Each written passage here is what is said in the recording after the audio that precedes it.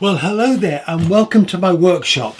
Now then, I'm in the position where I'm letting wood settle for the new guitar. So I'm concentrating on the old guitar. And well, a few years ago, I had the privilege of going to a jam session with a gentleman called Peter and a couple of my guitar buddies.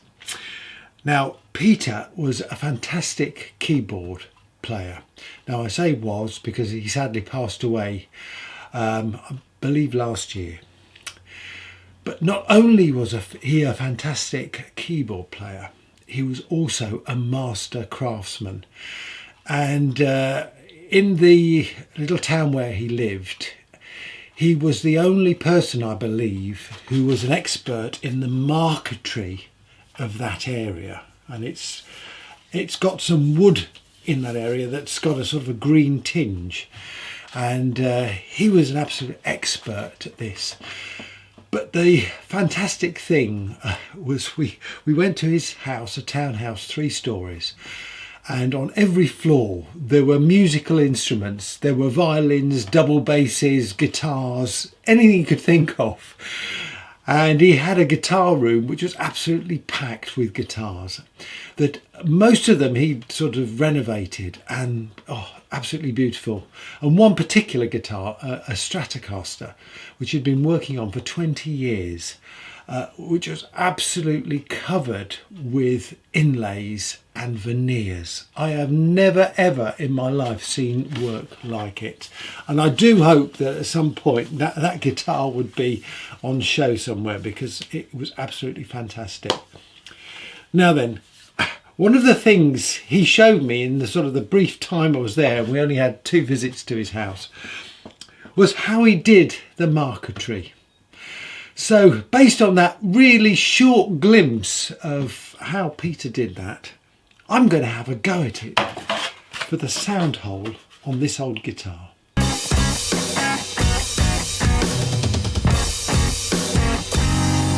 Whew. Not sure how we're going to do this.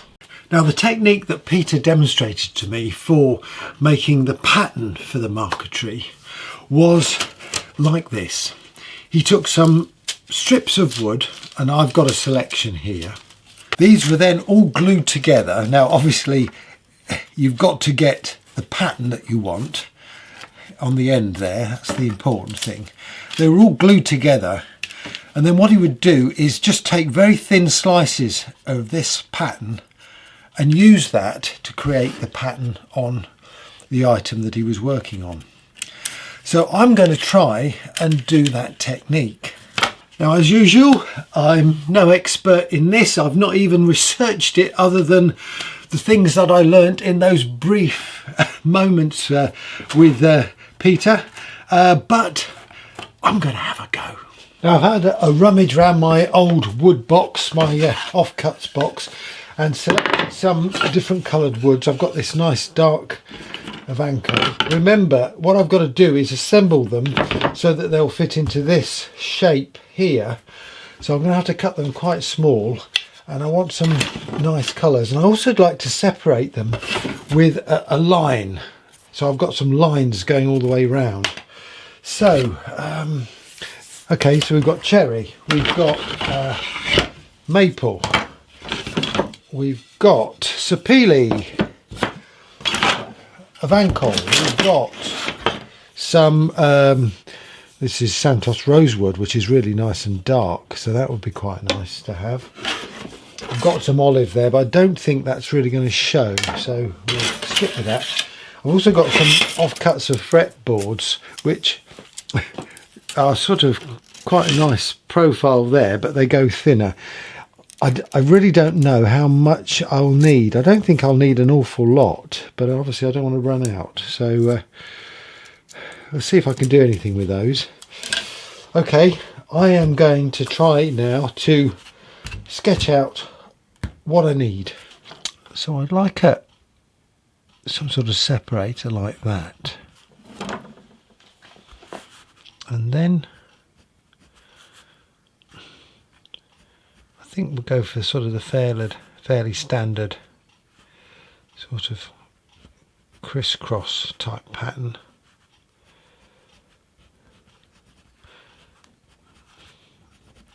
And obviously use different colour woods, so I've got a solid bit there, and then we'll have sort of a mixture of dark and light, something like that. How about that? So my plan is to create a rectangular profile bar, and then I'll shape it to the right angles and the right sort of curve so that it looks okay around the sound hole. I'm going to use this piece of cherry as the side piece there. So if I now measure what's left, so that's 20. Actually, let's do it the proper way. So it's 20 from there to there. This is 2, so I'm looking at 18. So I've got to divide 18 by 3, which is 6, of course, he says. That was done quickly, Dave. You sure you know you're right? Done a bit too quick. Oh, look at that. And that is 6. That is 6. So that would do nicely.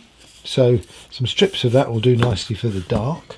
I'm going to cut a test piece with some scrap wood. I'm going to use this small bandsaw because it's got a finer blade on it, but I don't know how straight it cuts, so we'll see, because I normally use this bandsaw for cutting circles and curves.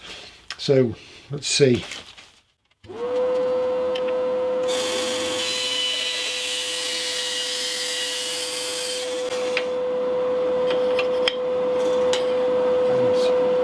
Straight away we can see that's no good at all. This blade may be no good for cutting straight lines, but I'm going to try. So I've marked a straight line on this piece of wood parallel to the edge. I'm going to cut a little piece, keeping it as straight as possible, and set the fence to that angle. Let's give it a go.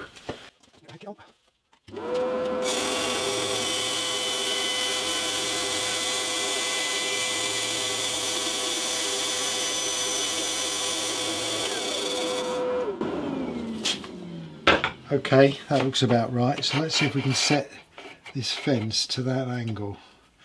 I have to say, this is how I used to set the fences before I used the trick with the little magnetic ruler.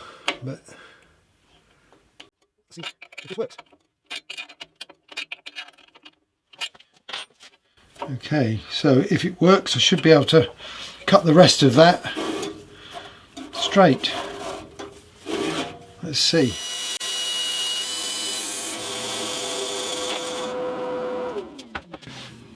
That's pretty close. It wandered off towards the end, so I may make just a slight adjustment to that. Okay, well, the test piece here is 7mm at that end and 6mm at that end. So in fact, actually it's pretty consistent at about 6mm actually, right until the last bit.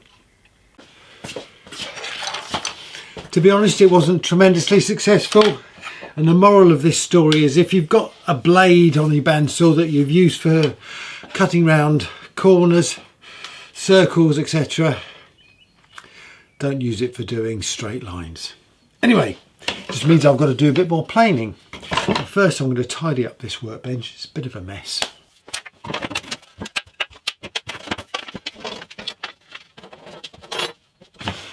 Of course, all these things look a lot easier to do than they actually really are, so it's going to be interesting getting these all to the precise size, but I'm going to give it a go. I'm going to get my plane, which should be nice and sharp.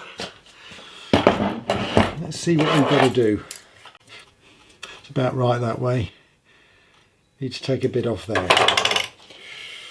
Okay, here we go.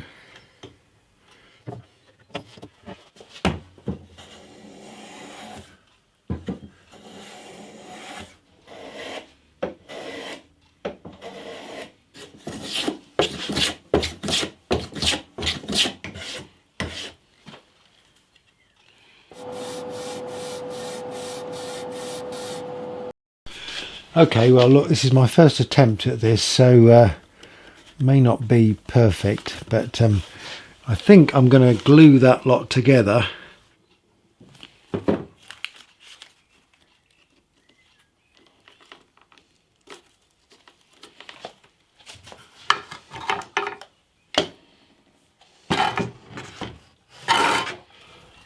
Well, I think I'm going to have to call this one a bit of an experiment, because I haven't had a long time to do this afternoon, and I'm not sure how that's going to come out, but we'll see. We'll see. Practice makes perfect, as they say, so may need to have a couple of goes at this to get the right effect. Anyway, I'm going to tidy up and call it a day for today. Hello there, well it's a new day and I'm back with this old guitar. There's no doubt about it, the most challenging part of this project, I think, this restore project, is going to be sanding this all the way back to the natural wood. As you saw, I did the top the other day. I've also now removed all the braces from the back, and I'll explain why I've done that in a minute.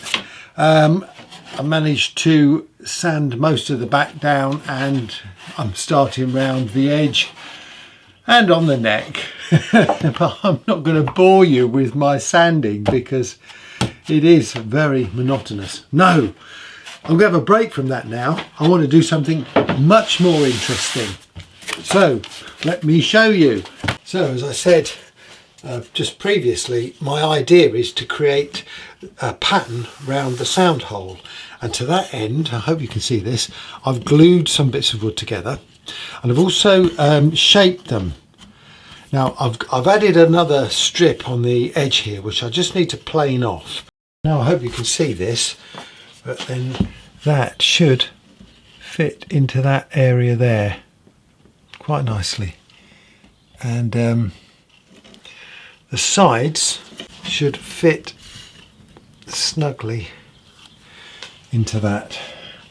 Now I'm going to have to cut some very thin sort of veneers off the end of this, and I know what will happen, they'll just go straight down into the bandsaw. So I've made this little jig here. The idea is that that flimsy piece there will just slide behind the blade and stop the veneer going down inside. But let's give it a go, and we'll see what happens.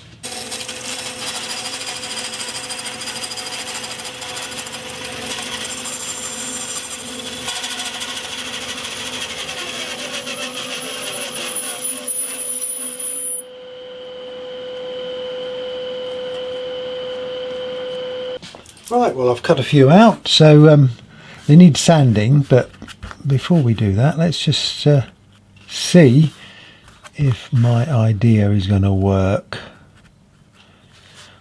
You get the gist. Anyway, well I've cut a few more out, and well hopefully you can see what I'm trying to go for. I'm going to have to do some shaping on all these pieces, but yeah, I think that's going to look really smart. Do you know, I'll be perfectly honest, I wouldn't have thought of doing that or doing it that way had I not seen Peter, the master craftsman, do that. I mean, it's amazing what you can learn in just sort of 10 minutes watching somebody who knows what they're doing. And it's so sad, isn't it, that we're losing these crafts and these skills. And unfortunately our education system seems to be pushing people towards sort of academic things instead of the vocational things. And at the end of the day, we need people, craftsmen and women, to be able to do things like that. Anyway, I've got another challenge now. So I'm going to need to use my router and this little gadget here to route out a bit of a channel for that decoration round the sound hole. Now, in order to do that, normally you would have the wood still there, and I haven't got it there. So what I've got is a bit of thin ply. So I'm going to mark the hole on that, and then I've got this piece of MDF and I shall mount the hole in the middle there so that I can fix the guitar down and hopefully do that channel.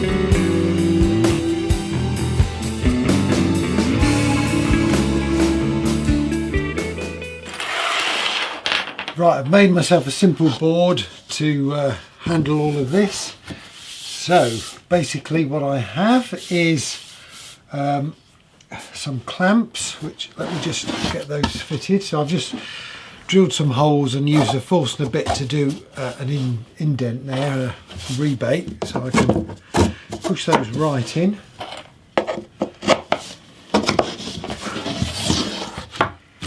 Okay. On top of that goes these little blocks. On top of those go some washers, and these are a bit long, these bolts, but I can trim them down. Okay, so the guitar top should slide in there. Get that centered using the joint in the wood there. Okay, and that over there, and I should be able to just clamp this down now.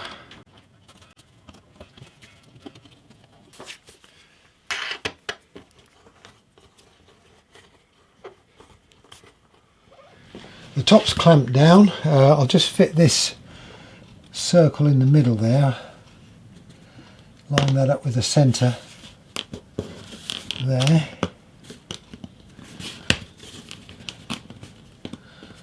think that's in the centre. That's pretty good. To test this, I'm going to get a compass and just go round the outside. So let's just see if we can get a line round here.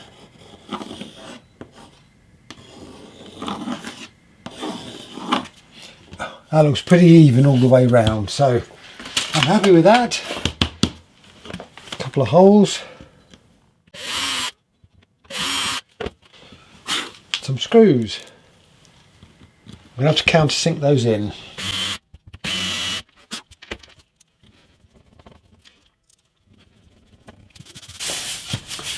Now I'm going to put this to one side for a minute because the next thing makes me nervous. I've never used the Dremel to route out anything like this, so I've got a piece of scrap wood here which I'm going to clamp to the bench and going to have a practice.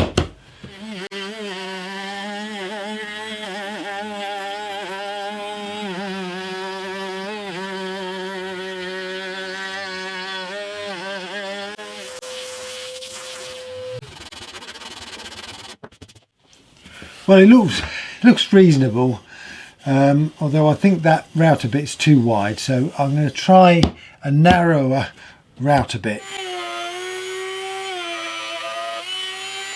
I didn't go as deep with that one, and I think it's better. It certainly gives me more control. Got a little chip out bit there, but not as bad as the other one was. I think I'm going to try it on a different type of wood. This is plywood.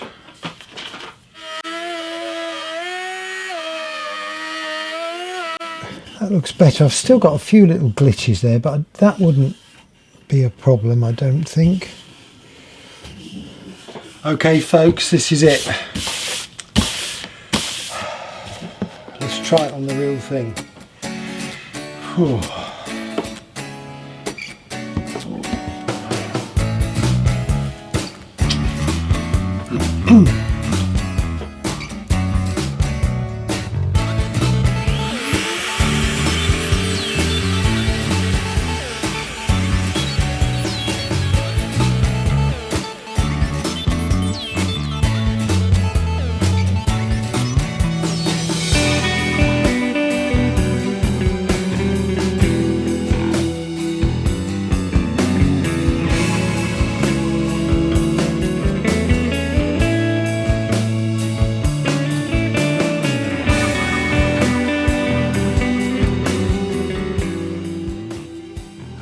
reducing the radius, so I'm going in towards the middle there, just in very small increments.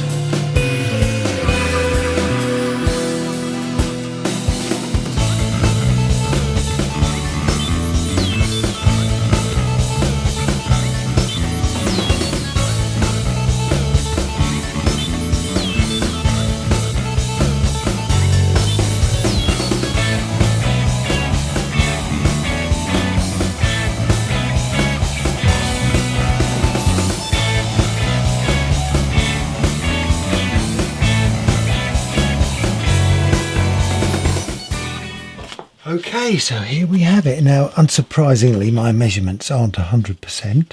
So I've got a little piece of wood there, which is clinging on, which I think probably just come off with a, I was going to say a knife, but it looks like I've done it with that.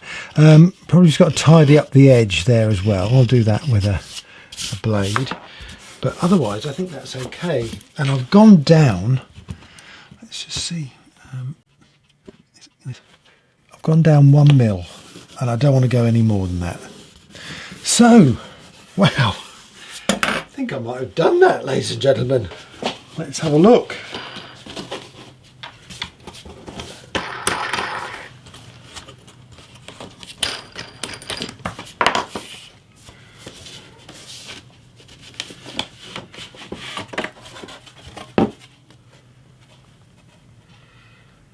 Yeah, I certainly didn't want to go any more than that.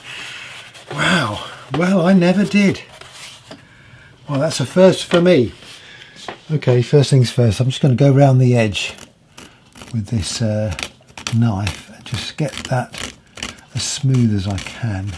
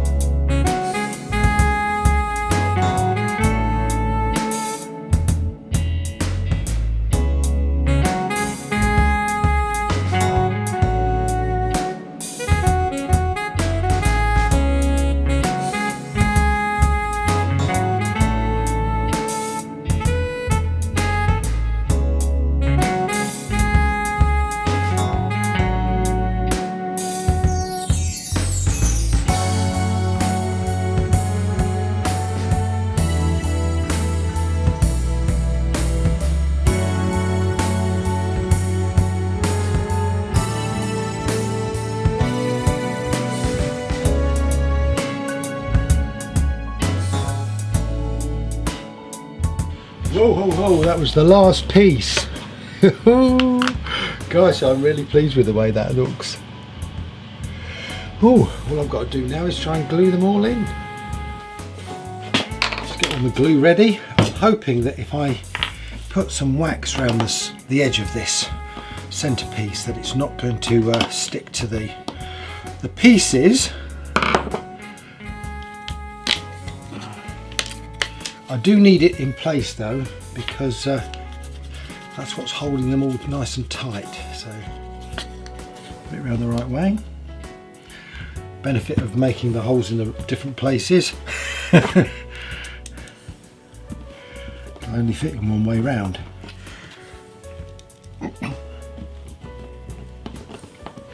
Okay, so now a bit of glue in the pot and let's just go around and glue each one.